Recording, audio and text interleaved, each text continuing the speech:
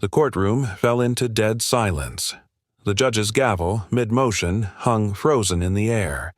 The jury members sat wide-eyed, their breaths caught in their throats.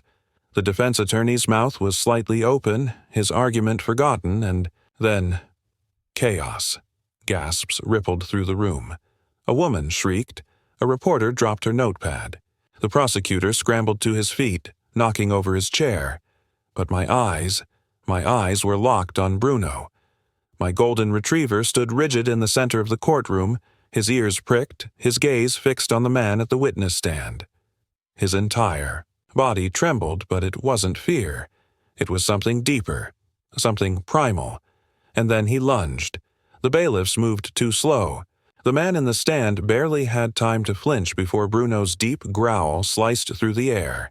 He barked once, loud, commanding, full of warning, but it was my movement that truly stopped time. I lifted my left hand, my fingers curled into a silent, practiced signal. A motion no one else in the room would recognize. A motion only Bruno would understand. The moment my fingers twitched, Bruno's snarl turned into a vicious bark. His paws slammed against the wooden barrier separating the witness stand from the rest of the courtroom. The man stumbled back, his face drained of color. And then he broke. The witness clutched the edge of the stand, his breath coming out in ragged gasps. His pupils shrank. His fingers twitched. He knew the truth was out. The room erupted. Security officers swarmed forward. The judge banged the gavel so hard it echoed through the high ceilings. Reporters scrambled, cameras flashing. But all I could hear was Bruno's breathing. Heavy, sharp, furious. Because he knew too. He knew what the rest of the courtroom was only just realizing. I stood there, my heart hammering, as the man slowly looked up. His eyes locked onto mine, wide and glistening with something between rage and terror. He opened his mouth, but the words barely came out. "You." His voice was hoarse. "How did you?" I didn't answer. Because I hadn't needed to say a word. Bruno had done all the talking, and now the entire courtroom finally understood. We had just caught a killer. A week ago, my life was normal. Or at least, I thought it was. Bruno and I had. Our routine, morning jogs, evening training, late-night snacks. He was more than just a dog to me. He was my best friend, my protector, my shadow. I had rescued him from a shelter 2 years ago.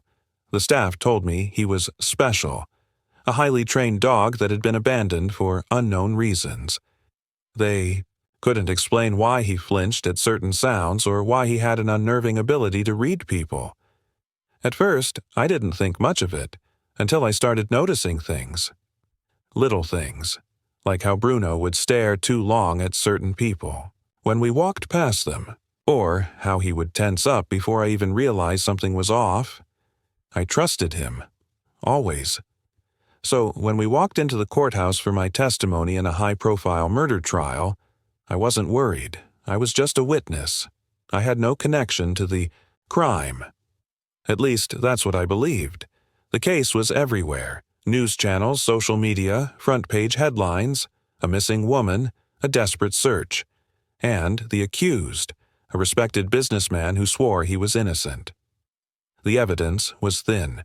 No weapon, no witness, just suspicion, until Bruno changed everything. That morning, as we entered the courtroom, Bruno did something he had never done before. He froze. His body stiffened like a statue. His ears perked, his breath quickened. And then, without warning, he growled. Low. Deep. A warning. I followed his gaze, straight to the man in the witness stand. The accused. At that moment, something inside me twisted, a whisper of fear, an instinct screaming that something was very, very wrong. Bruno had never been wrong before, and I had a terrible feeling he wasn't wrong now. Bruno's growl sent a ripple of unease through my body. The moment I saw where he was looking, straight at the accused, Daniel Hawthorne, I felt a shiver run down my spine. Daniel had been the prime suspect in the case for weeks, but his clean-cut image and airtight alibi made it impossible for the prosecution to pin him down. And yet, Bruno was acting as if he had just come face-to-face with something truly dangerous. Placed a calming hand on his back, feeling the tension in his muscles. He wasn't just staring. He was reading Daniel, like he could see past the man's tailored suit and confident smirk into something dark and rotten underneath. I swallowed. Hard. Maybe Bruno was just reacting to the atmosphere. Courtrooms were stressful and he could sense my nerves, right? But then, it got worse. First sign. The unseen warning as I sat down in the witness area, waiting for my turn. Bruno refused to settle. He kept his eyes locked on Daniel. His ears twitched at every movement the man made, and then he did something he never did. He backed away. Bruno had always been fearless. He had faced thunderstorms, aggressive strays, even burglars without hesitation. But now, he was retreating, his body tense like he was expecting an attack. I frowned and whispered, "Bruno, heel." He didn't move. Instead, his hackles raised. His lips curled back just slightly and a soft, warning growl escaped his throat. The room was filled with the murmur of legal proceedings, but I barely heard them. All I could hear was Bruno's breathing, sharp, deliberate, like he was preparing for something bad. I turned back to Daniel. For a split second, I swore he was already looking at me. Not at the judge. Not at the attorneys. At me. But the moment I made eye contact, he looked away, his expression smooth and indifferent. I clenched my hands. Why did that feel like a mistake? Second sign. The missing woman's scent. Bruno had been trained to track scents. It was something we practiced regularly, even though he wasn't a police dog. Just a game, a skill. So when the prosecution pulled out a personal item belonging to the missing woman, Rachel Morgan, I wasn't surprised when Bruno's ears perked up. What surprised me was what happened next. As soon as the scarf was placed, on the evidence table Bruno let out a whimper, not just any whimper, a distressed, pained sound. He got up, pacing, nose twitching, and then he turned his head straight back to Daniel, like he had made a connection, like he had smelled her on him. A chill crawled up my spine. That wasn't possible. The defense had argued that Daniel had never met Rachel, that they had no direct contact, that she had simply disappeared without a trace. So why was Bruno reacting like she was right here in this room? Daniel shifted in his seat. I didn't miss the way his fingers twitched. When the court went on a brief recess, I took Bruno outside to get some air. I needed to clear my head. Needed to tell myself I was just overthinking. But as we stepped into the hallway, a voice stopped me cold. "Beautiful dog." I turned. Daniel Hawthorne stood a few feet away, watching us with a polite smile. But there was something about his eyes that made my stomach twist. Bruno immediately moved in front of me. His tail was stiff, his legs planted firmly. He didn't bark, didn't growl, he just stared. Daniel chuckled. "He doesn't like me, huh?" I forced a tight smile. "He's just protective." "Smart," Daniel mused. His gaze flickered to Bruno again. "Trained well, I assume?" I swallowed. "Very." He nodded, then tilted his head slightly. "You know, dogs are interesting creatures. They react to things humans can't even see." Something about his tone made my fingers clench around Bruno's leash. Daniel smiled. "Maybe he's sensing something in you." My breath hitched. I didn't respond. Didn't blink. Bruno, still stiff as stone, let out the softest, most dangerous growl I had ever heard from him. And Daniel, he simply chuckled and walked away. Fourth sign. The note. I couldn't shake the feeling. Something was wrong. Very wrong. Bruno had never reacted like this before. Not this strongly, not this intensely. It wasn't just a stranger making him uncomfortable. It was Daniel. And then the note appeared. When I returned to the courtroom, something was tucked under my seat. A small folded slip of paper.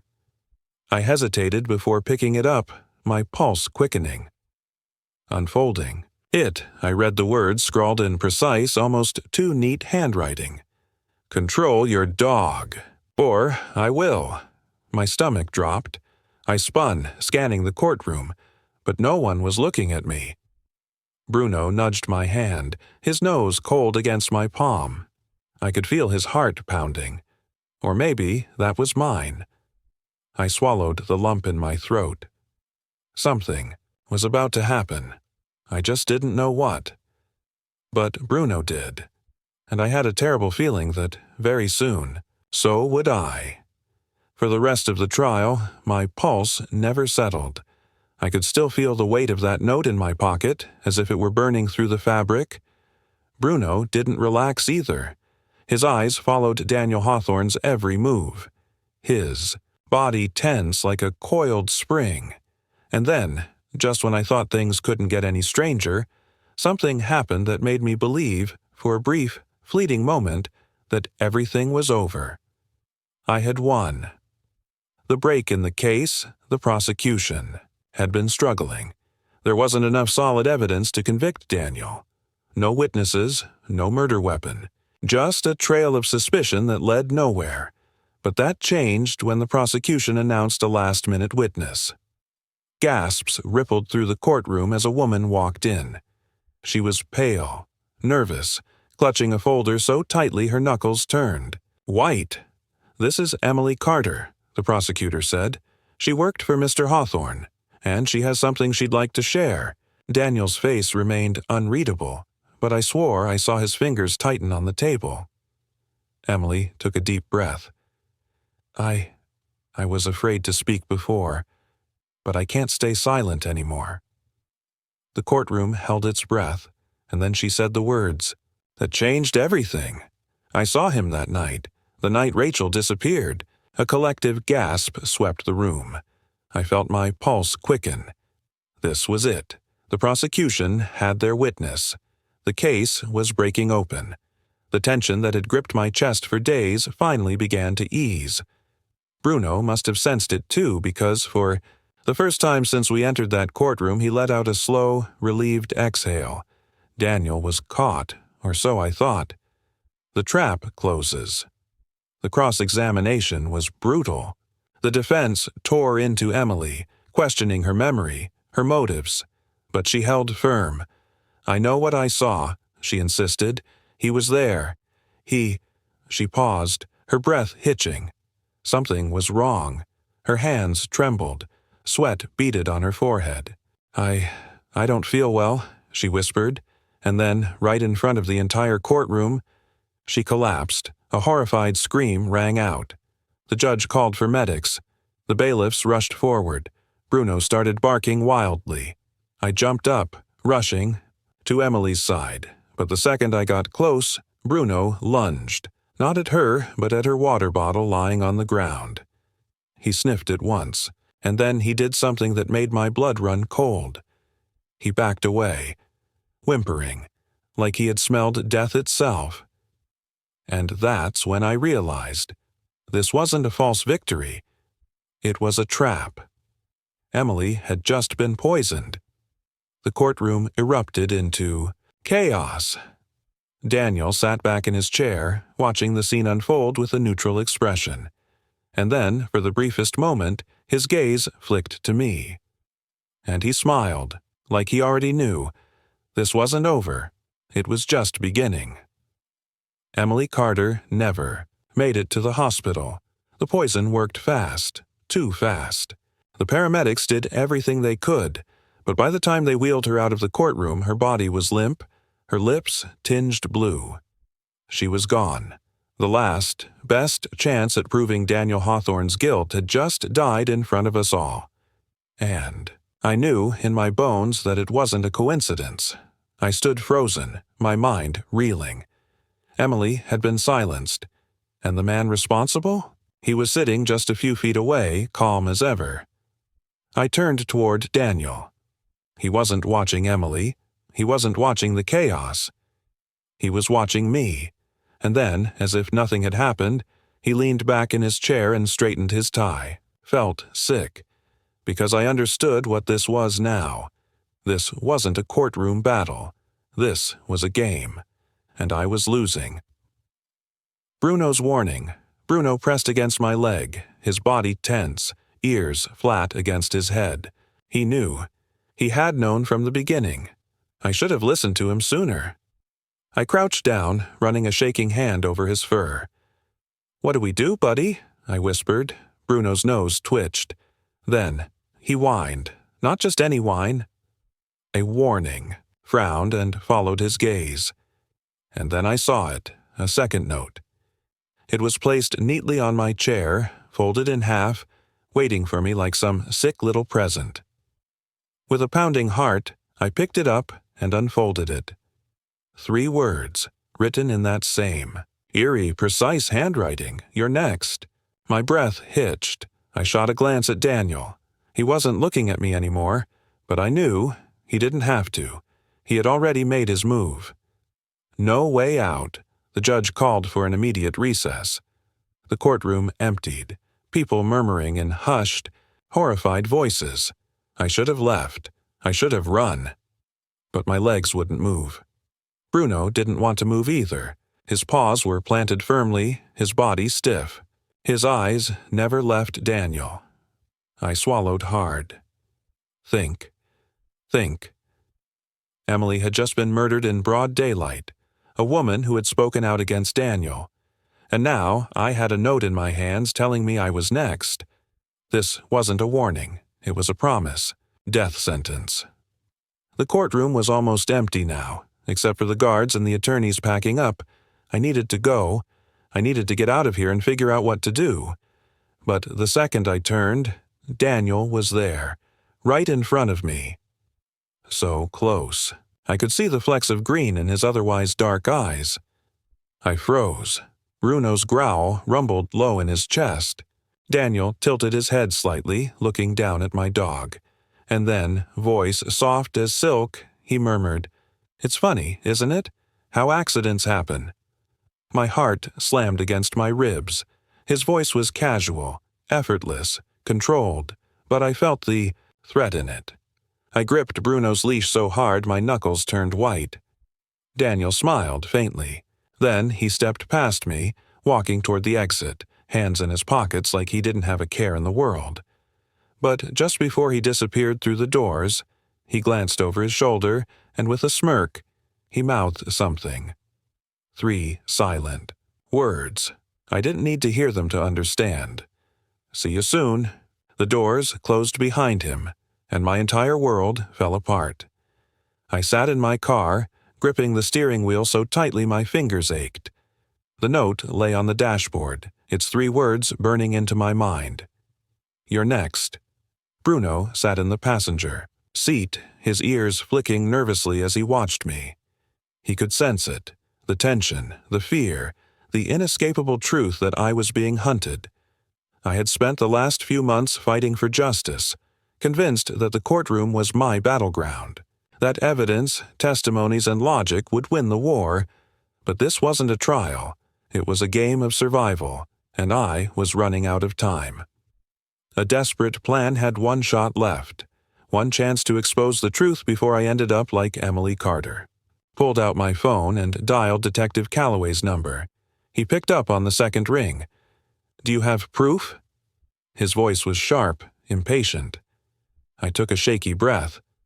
"No, but I have a plan." Silence. Then a sigh. "This is dangerous. Don't have a choice." More silence. Then, "Where do you want to meet?" I swallowed hard. Hawthorne's estate. Because if I was going to end this, I had to go to the source of the nightmare. The House of Lies, the Hawthorne estate, loomed before me like a predator waiting in the dark. Massive iron gates, towering oak trees that swallowed the driveway in shadows, a house that was too perfect, too clean, like something out of a dream or a trap. I gripped Bruno's leash as we stepped onto the property. His body was stiff, his nose twitching wildly. He could smell something. Something wrong. Calloway and 2 officers followed behind me. Their hands hovered near their holsters. "Stay close," Calloway murmured. We approached the front door, knocked. A long, agonizing pause. Then, the door creaked open. Daniel stood there, dressed casually, his sleeves rolled up. His expression was relaxed, almost amused. "You should have called ahead," he said. I forced myself to meet his eyes. I wanted this to be a surprise. A slow, knowing smile. "Come in, then." I stepped inside. Bruno hesitated. His fur bristled. His tail dropped. His entire body screamed no. But he followed anyway, because he would never leave my side. The game begins. The house was immaculate. Expensive furniture, grand chandeliers, not a speck of dust in sight, but beneath the perfection, something felt off. I could feel it in my bones. Daniel led us to a large sitting room, gesturing toward the plush chairs. "Make yourselves comfortable." I stayed standing. Calloway crossed his arms. "You know why we're here, Hawthorne." Daniel poured himself a drink. "Do I?" I clenched my fists. "Emily Carter is dead." He took a slow sip, unbothered. "Tragic." My skin crawled. Calloway took a step forward. "You killed her, and we're going to prove it." Daniel chuckled. Then he turned to me. "You still don't get it, do you?" I stiffened. "Get what?" He set his drink down and leaned in slightly. "This isn't about winning or losing," he murmured. "This is about control." The room felt suddenly too small. Bruno let out a low growl. Daniel ignored him. "You think you're the hero of this story, that if you dig deep enough, fight hard enough, you'll bring me down." His smile sharpened. "But tell me, what happens when the world sees you as the villain?" My breath caught, and then my phone buzzed. A new message from an unknown number. With shaking hands, I opened it. A video popped up. I hit play, and my blood turned to ice. It was security footage from the courtroom. Of me, placing the poisoned bottle on Emily's table.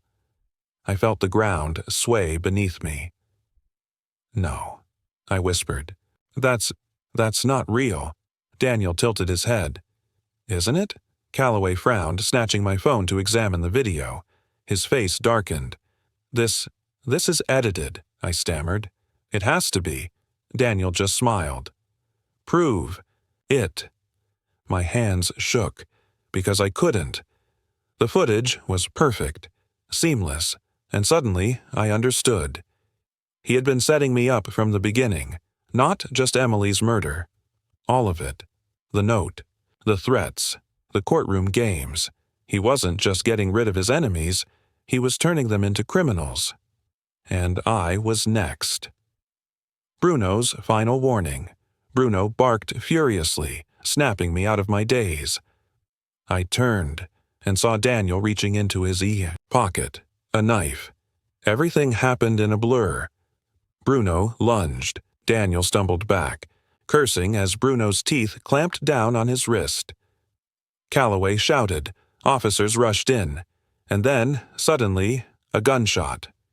Bruno yelped. My heart stopped. Daniel stood there panting, his gun still smoking. Bruno collapsed. I screamed. I dropped to my knees, gathering his limp body in my arms. Blood stained my hands, hot and sticky. No, no, no. His chest shuddered. His tail twitched. I pressed my forehead to his. "Please, Bruno, stay with me." His eyes, those deep, soulful eyes, flickered, and in them I saw it. An apology. Like he was sorry he couldn't protect me any longer. Tears blurred my vision. "You can't go," I sobbed. "Not now. Not when I need you." Daniel sighed. Such a waste. Rage exploded inside me. I turned, teeth bared, ready to kill him myself. But before I could move, Calloway stepped forward and punched Daniel. So hard he hit the floor. "You're under arrest, you son of a—" Officers swarmed him. Handcuffs snapped around his wrists. Daniel struggled, snarling, but it was over. The game had ended, and he had lost. But none of it mattered, because in my arms Bruno took one last shuddering breath, and then his body stilled. Silence. The world faded. All that was left was the crushing, unbearable emptiness. He was gone. My best friend, my protector, my hero. Gone, and I had never felt more alone. I sat in the interrogation room, staring at my trembling hands. Bruno's blood had dried on my skin, but I could still feel its warmth, still hear his last breath. Calloway had tried to comfort me. "We got him," he had said. "Daniel Hawthorne will never hurt anyone again." But none of it mattered, because Bruno was gone, and without him, the world felt wrong. The door creaked open. Detective Calloway stepped inside, holding a file. His expression was grim. "You need to see this," he said, sliding a photograph across the table. I hesitated before looking, and when I did, my heart stopped. It was security footage. Not from the courtroom. From my house. The image showed my bedroom, from the night before. I was asleep in bed. But Bruno was awake, staring at the corner of the room, his body tense, his ears pricked, and then a shadow moved, my stomach twisted. "Whoa, what is this?" Calloway exhaled slowly. "That's what we're trying to figure out." I shook my head. No, Daniel's behind this. He was setting me up, right?" Calloway didn't answer. Instead, he placed a second photograph on the table. A still frame from the video. The shadow was clearer now. Not a figure.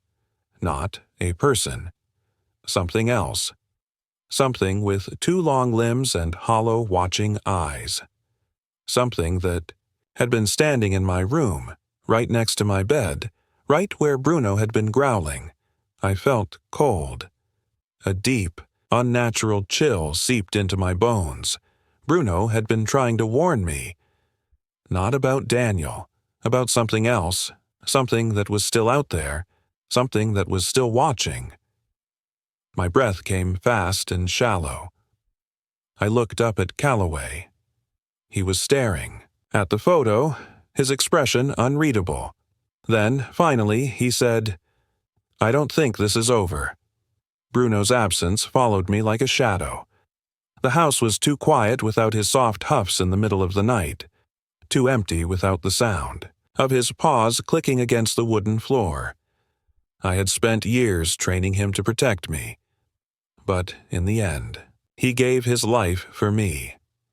And I would never forgive myself for that. A week later, I stood at the edge of a small grave in my backyard. Bruno's collar dangled from my fingers, the metal tag cold against my skin. Detective Calloway had offered to come, but I refused. This was something I had to do alone. I knelt, pressing the collar into the freshly turned soil. My voice shook. "I'm sorry, Bruno. I should have listened. You tried to warn me, and My throat closed up. I failed. You! A gust of wind rustled the trees, sending a few golden leaves spiraling down. I wiped at my eyes. You were the best thing that ever happened to me. My partner. My protector. I swallowed hard. And I swear, I will never let your sacrifice be for nothing. The wind howled, almost as if in response. I squeezed my eyes shut. I needed to move on. But deep down, I knew I never really would, because something still wasn't right. Daniel Hawthorne was behind Emily Carter's murder. He had manipulated the courtroom, framed me, and nearly got away with it. But that thing in my bedroom? That wasn't him. Something darker was at play, and I wasn't sure I wanted to know what. A message from the grave. That night, I sat on my couch, absent-mindedly scrolling through my phone. The video Calloway had shown, me, the one with the shadow in my room, was burned into my mind. I had watched it over and over again. Every time, I saw the same thing. Bruno, rigid with fear, his gaze locked on the empty corner of my bedroom. And then, something moving. But what haunted me the most wasn't the shadow. It was Bruno's expression, not just fear, recognition. It was like he knew exactly what he was looking at, and that terrified me. At 3 a.m., my phone buzzed. I sat up with a start. Unknown. Number, my stomach knotted. I hesitated, then swiped to open the message. It was a photo, a blurry, grainy image. I squinted at the screen, and my blood turned ice cold. It was my backyard. Bruno's grave, and standing beside it, a tall, shadowy figure. Watching, waiting. The message below was only 2 words. Still here. A sickening feeling crept into my gut. I rushed to my bedroom window and yanked the curtains open. My backyard lay in eerie stillness.